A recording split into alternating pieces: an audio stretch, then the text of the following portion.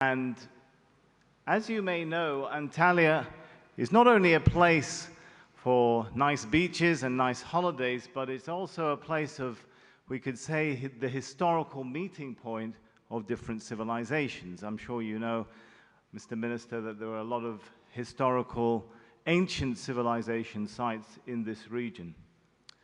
So with that in mind, I guess we can say it's appropriate for a venue to be held here in this location, for an event which seeks engagement despite differences between different parties in the region. And talking about different parties in the region, talking about engagement, we're delighted to have here on the stage a statesman, a world diplomat who needs really little introduction, Javad Zarif, the Foreign Minister of Iran, of course, represents one of the leading countries in this part of the world. He represents also one of the most sensitive issues you've been involved in, the Iran nuclear file, as well as he represents a country with considerable influence throughout the region and in many a hotspot, from Syria to Iraq to Yemen and so on. So there's a lot for us to get into today. I have a lot of questions, and I'm sure the Minister will live up to his usual grace of accepting all kinds of questions, sometimes critical ones, and we look forward to a really interesting discussion. We've started a little late, but hopefully we won't go too much over, and we'll still be in time for coffee break, the all-important. Welcome, Minister. Let's get straight into it. In addition to all the issues I've mentioned, of course, we have a very important issue going on in Iran these days, the presidential election. Allow me to ask you, with only 7 approved candidates out of 590 which were barred from running, including a former president, including a Speaker of Parliament, the question I think on the minds of many people is, can you honestly say that this election represented the free will of the Iranian people? But first of all, it's very good to be with you, and good morning to all of you. I guess all of us may have our views about the procedures for screening of candidates. Without trying to compare, there are procedures for screening candidates in all societies. Some are more open and more transparent, some are less transparent. Some are open, less transparent, like if you don't have money, you don't get to be nominated by a major political party in the United States. If you don't have major money supporting you, you don't get to be nominated by major political parties in the US. Look at Bernie Sanders, look at, you want to go back, the difference between Howard Dean and Michael Dukakis in the US in the earlier days. So there may be discrepancies for sure and failures in a lot of systems, but when the Iranian Supreme Leader said on June the 6th that some of the disqualified candidates were wronged, doesn't that actually mean the people were wronged by not having the choices that some of them might want to have had? Actually, it means that even the Supreme Leader can state something and not be immediately responded to by the legal body. Yeah, they didn't rectify it. It wasn't rectified. It shows that they believe that they stick to certain procedures. But be it as it may. But does that mean the people were deprived and wronged as well, and not having some of the choices they deserved? They were. Many of us were surprised, many of us were disappointed. But at the end of the day, today, Mr. Raisi is the president of all Iranians.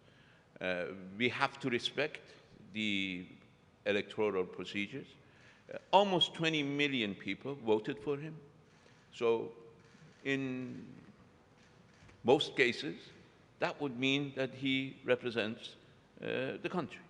From now on, every one of us will have to work in a way, whether we disagreed with him or whether we agreed with him, whether we liked his policies or whether we disliked his policies, he is now elected by the people. In an election which may not be 100% what we want it to be, but in an election at the end of the day in which people participated and people voted. Turnout was better than expected, not our usual is above 70%. This time was below 60%. So the turnout was less. Apathy seems to be a problem. What was the reason for apathy? You will see differences of views in Iran. If you look at the Council of Guardian, they say people's popular apathy is because of the performance of our government. If you listen to me, I may say it was because of some of the disqualifications. But be it as it may, there are various ways of analyzing it, but today we need to look forward, and we need to look at a situation where we have a president who is elected, who is a reasonable man. I have worked with him for 30 years. I know him pretty well. He's a decent man. He's a reasonable man. And he will be able to manage the country. And I believe the foreign policy of Iran, which is based on consensus, will continue.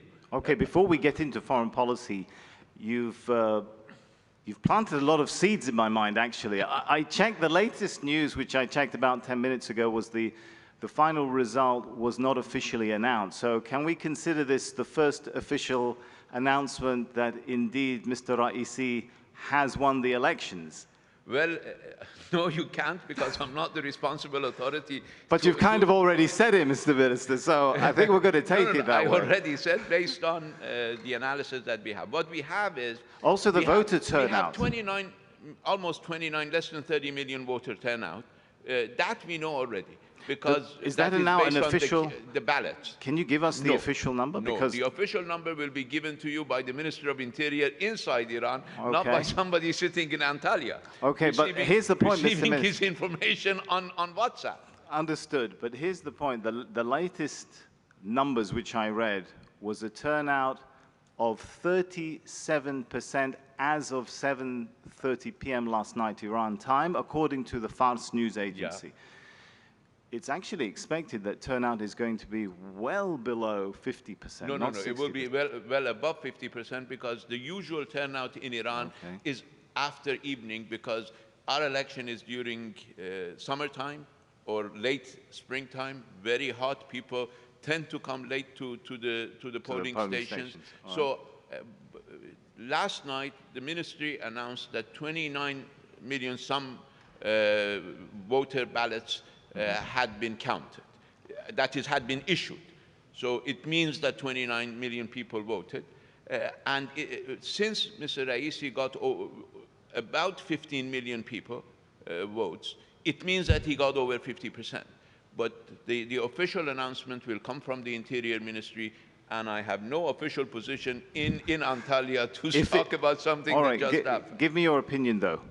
If the result is if the turnout is less than 50%, would you be worried about the legitimacy of the government? Well, I'll be worried about people's apathy. And what about the legitimacy? The legitimacy of the government is based on performance and based on the constitutional process. The constitutional process is there, but people's apathy is a problem. And we need to be careful in Iran, and we need to look at in a sober way, without trying to blame each other, why people are not turning out in the numbers that we expect them to turn out. I believe part of it is because of the domestic infighting that we had over the past 8 years. Part of it is because of the fact that some even portrayed our diplomatic achievements in JCPOA as a national failure. Well, that results in people's apathy. Well, it tells you that we have a very lively political debate in Iran, which is not, unfortunately, present in much of the region anyway. So we are way ahead of most countries in the region in terms of being able to have a lively political debate. I hope that will continue in a constructive way during Mr. Raisi's tenure as the next president of Iran. That segues nicely to my next point. You've handled the Iran nuclear file and issue for many years. Do you think this election, do you think the new government that will come, the new president, does any of that change the prospects for a return to the JCPOA, the Iran nuclear deal? Well, I think the JCPOA negotiations are underway right now. There is a good possibility that we will reach an agreement before the end of our tenure. How soon, sir? Well, we are supposed to leave office by mid-August. And I think there is a good possibility that we can reach an agreement way before mid-August. So the talks are going good?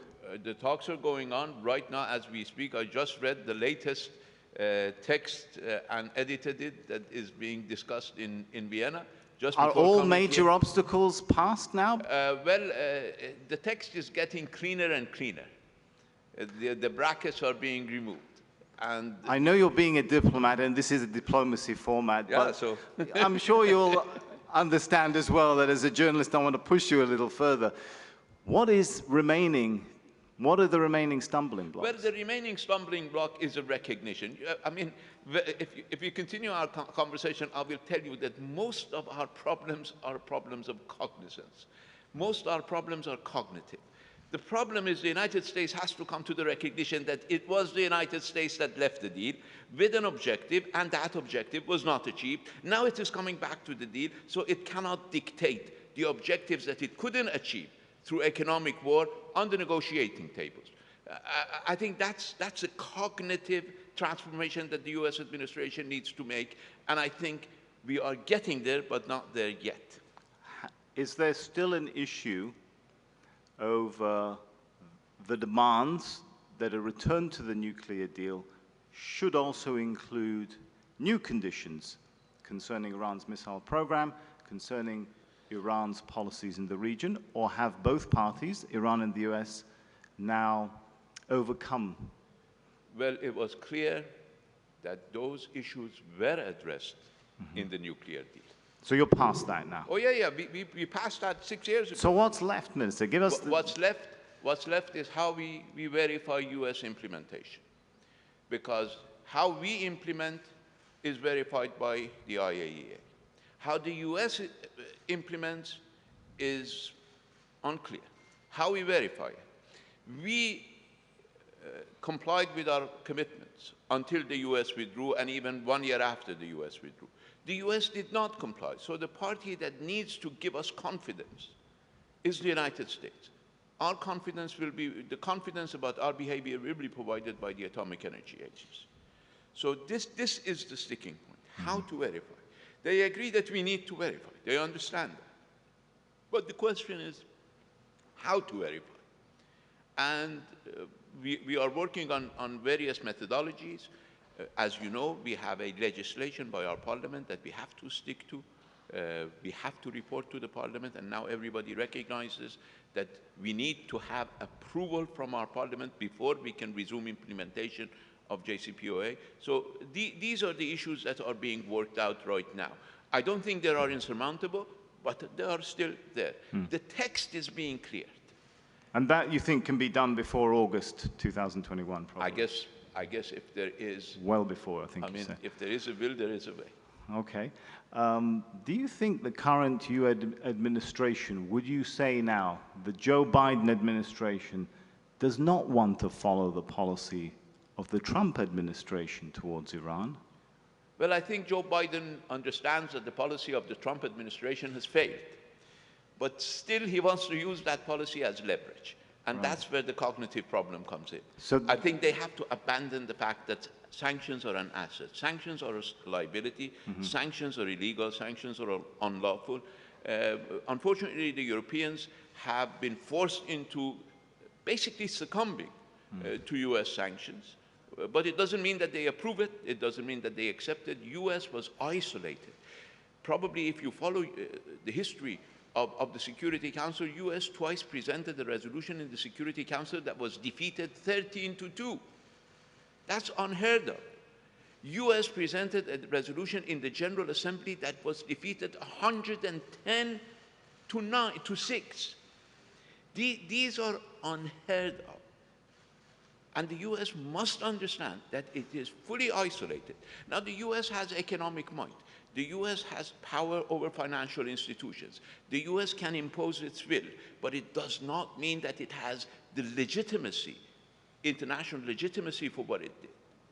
And that is why our European friends are now talking about the need for some sort of autonomy some sort of European strategic autonomy. They started thinking about strategic autonomy after the United States prevented them from going through with their own promises, with their own commitments, in an agreement that they considered the triumph of their diplomacy.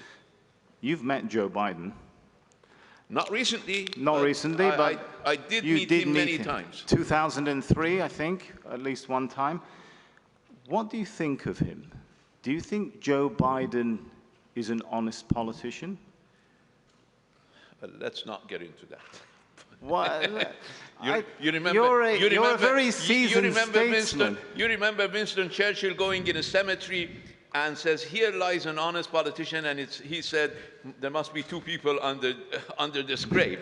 So that's a difficult putting aside all question to ask me. Doubts about well, I do want to ask you though. Okay, Joe Biden is vis-a-vis his politician. policy to Iran, do you think that he is honest in wanting in his approach to Iran?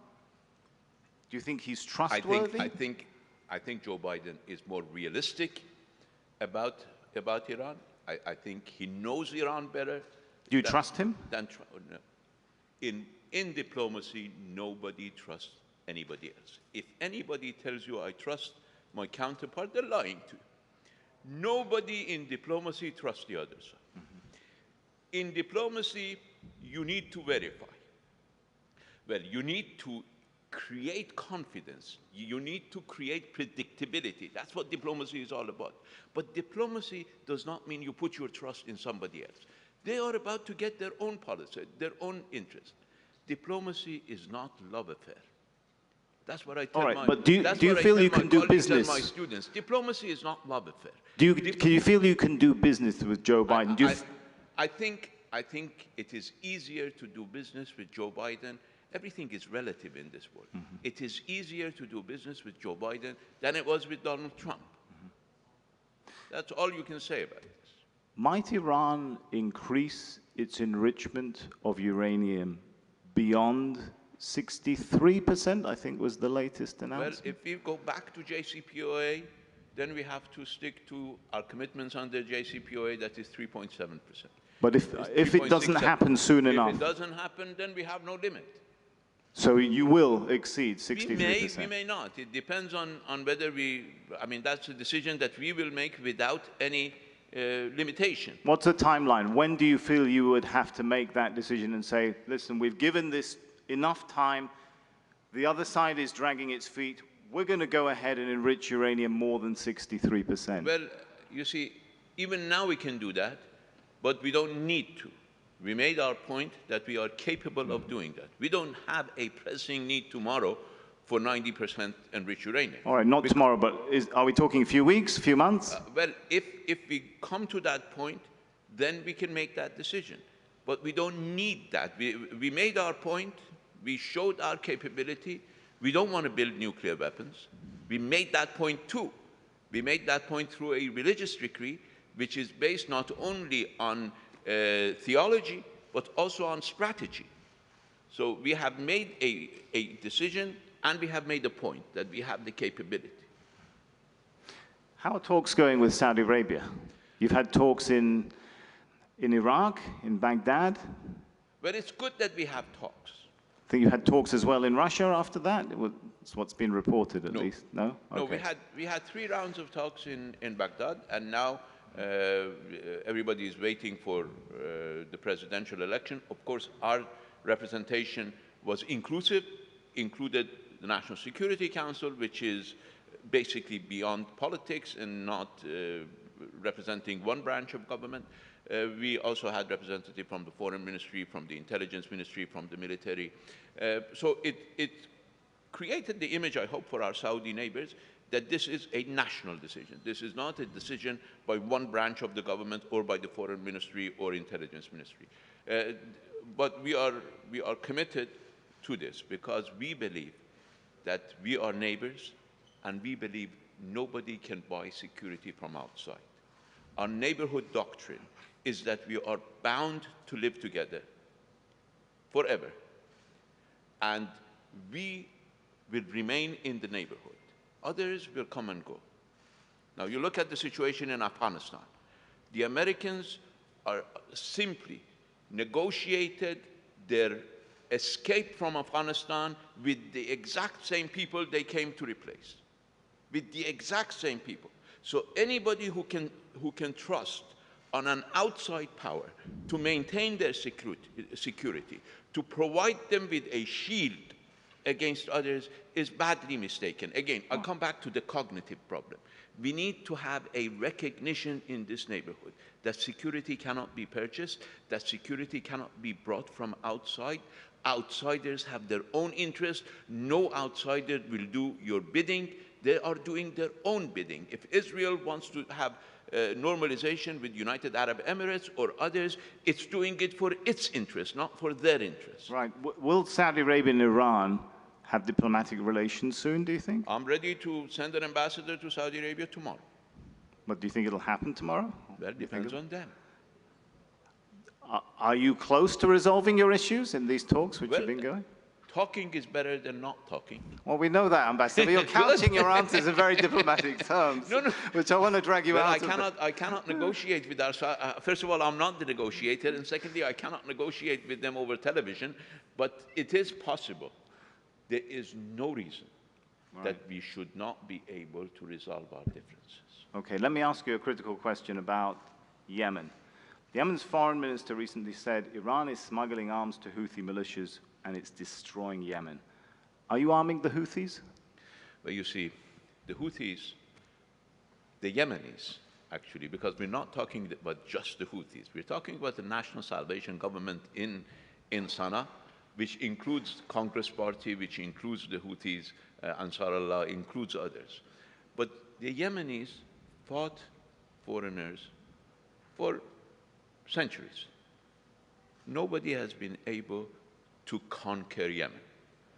They don't need anybody's arms to defend themselves. But are you sending? They will defend themselves. But what I can tell you is those who are bombing Yemeni schools, those who are bombing Yemeni hospitals, those who are bombing Yemeni markets, those are destroying Yemen, not Iran. Okay, but are you sending the arms, Minister? You haven't answered the question. We proposed in April of 2014, days into Yemeni conflict, that we should have a ceasefire, humanitarian assistance, intra-Yemeni dialogue, and an inclusive government with good relations with its neighbors.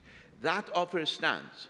Unfortunately, at that time, although the United States asked Saudi Arabia and got a first preliminary approval from the late Prince Saud al-Faisal to have a ceasefire, it was overruled by MBS. MBS then believed that he could overcome Yemen in 3 weeks. Now it's over 6 years. Time to come to the understanding, and let me make one more point. Again, a cognitive problem. They have to recognize that what they could not gain through a war, they will not be able to gain through negotiating table. They have to realize that they need to come to the middle ground, that they cannot impose their will on the other side, either through military or through diplomacy. Diplomacy is to understand how to get to yes. And to understand how to get to yes, you have to put yourself in the other person's shoes and be able to recognize their interest. Otherwise, if you want to maximize your own interest, you will never get to yes. Okay, you are a very patient diplomat, so although I've asked you the question 3 times, I'm sure you'll be patient enough for a 4th one. Are you arming the Houthis, though? I think the Houthis have the capability to arm themselves. You see, we cannot... People will take away, Minister, the fact that you didn't answer, people will take away from that maybe you are. What would you say to that? Let me tell you, we have not been able even to send food and medicine to Yemen. How can we send arms? So you're saying you don't? We don't need to. They know how to build their own arms. Iraq, the Iraqi tribal leader, Ali Hatim Suleiman, says Iran arms the PMF militias and uses them to exert control over Iraq. Is he wrong as well? Well, they have forgotten that when Daesh was on the doorsteps of Baghdad, When Daesh was on the doorsteps of Erbil, we provided arms. We did provide arms, a lot of it. When nobody was prepared to help Barzani fight Daesh, the late martyr General Soleimani sent 2 plane loads of weapons, plus a lot of advisors, to Iraqi Kurdistan to defeat Daesh. Of course, the Iraqis, Arab, Kurd, Shia, Sunni, they were the ones who fought the Daesh. But we are proud that we have been with them. But he's saying now that you use these militias to control even the Prime Minister of Iraq. Is he wrong? You see, we don't control anybody. The relationship between Iran and its friends, it's not the relationship of a proxy. We're not like others who pay. You remember once when we were getting to the end of the nuclear deal, John Kerry told me, with all this money that you get from the nuclear deal, you'll be able to finance all these groups in the region. You know what I told him? It's not about money. Your allies are spending 10 times what we spend in this region and are still not able to do anything in this region. It's about the type of relationship, the relationship of proxy, the relationship of master-slave no longer works in this region. You need to be able to establish relationships based on mutual interest. Okay, final question. That is the type of relationship that works. We don't dictate to Hezbollah. We don't dictate to the Iraqis. Sometimes we listen to them more than they listen to us. Why do you think then so many regional parties think that you arm and use militias to control and dictate to them if you don't? What do you say to those many voices, some of which I've quoted, who say you do? Why are they so insistent on... Because some of them believe that our relations, our arrangements with our friends is the same as their arrangements with their masters. A final question on Syria. Does Iran have any regrets, any second thoughts, think there was any mistakes made at all in the policy towards Syria to sustain a regime which, as you know, the UN has condemned many times in reports of 2013, even February 2021, as committing, or there's evidence that they've committed crimes against humanity. Do you have any second thoughts? Well, of course, every crisis, in retrospect, can have been handled much better, could have been handled much better. So you have some. What are the second thoughts? We all have opportunities, alternatives that we lost. It's for everybody. But we're not at all unhappy about standing up with the people of Syria to defeat Daesh, as we will stand with the people of Afghanistan to defeat Daesh in Afghanistan and to defeat terrorism in Afghanistan. We stood with the people against extremism, be it in Syria, be it in Afghanistan, be it elsewhere. And we will continue to do that, and we don't have any regrets over it. Of course, we regret every single loss of life in Syria.